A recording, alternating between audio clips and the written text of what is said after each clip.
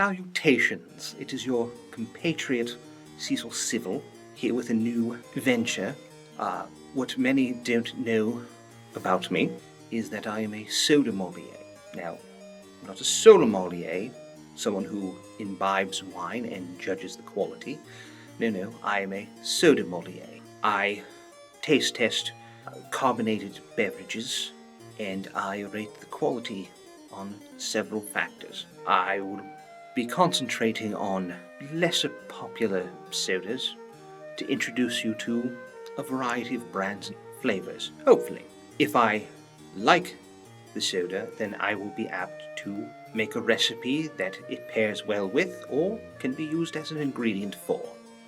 So, join me, Cecil Civil, the Sodamolier. Greetings all.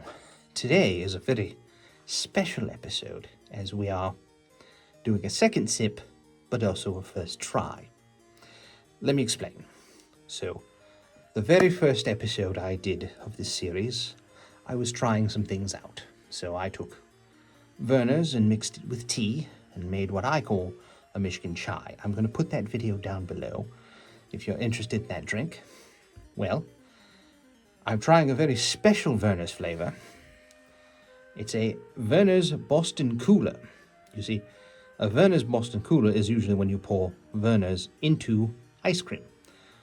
But they've done something clever. They've put the ice cream in the Vernors. At least, hopefully, that's what they taste like.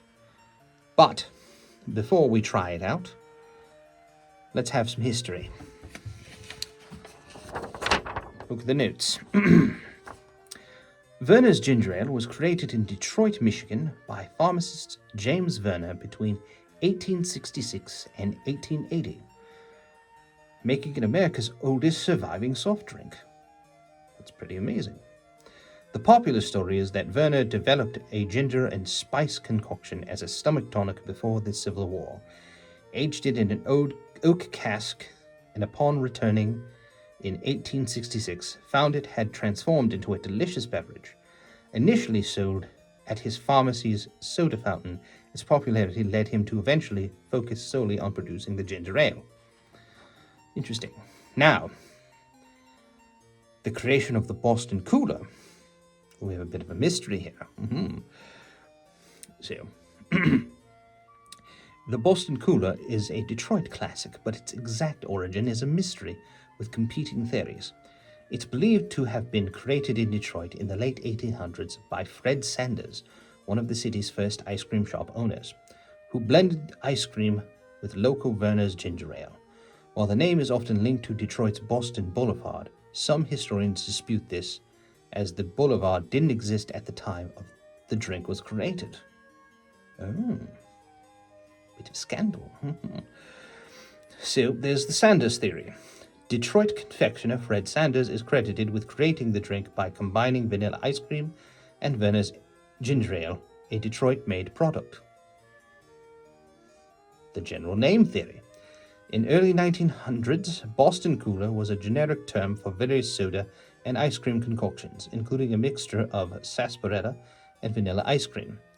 Vernors eventually trademarked the name for its specific ginger ale and ice cream blend, popularizing it in Detroit. That's an interesting one. The Boston name origin. The name's connection to Boston is unclear. There's the Boston Boulevard theory. A popular local legend suggests it was named after Boston Boulevard near Sanders' original soda fountain. However, the boulevard didn't exist at this time. The exotic sound theory. Another theory is that Boston was used simply because it sounded more exotic than Detroit. Well, I think that's debatable, but to each their own. Anyway, let's finally get to the tasting. Cheers.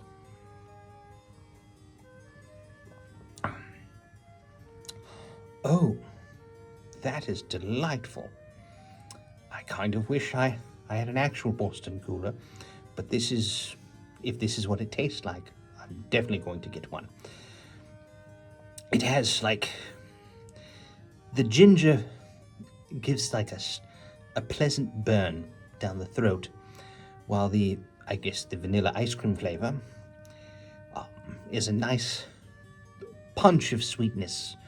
It's a pleasantly violent drink, the way I'm describing it. But it is very delightful. Really tickled my taste buds. I might have to use this in a pot pairing. But yes, very enjoyable. A win. Join us next time, and until then, cheers.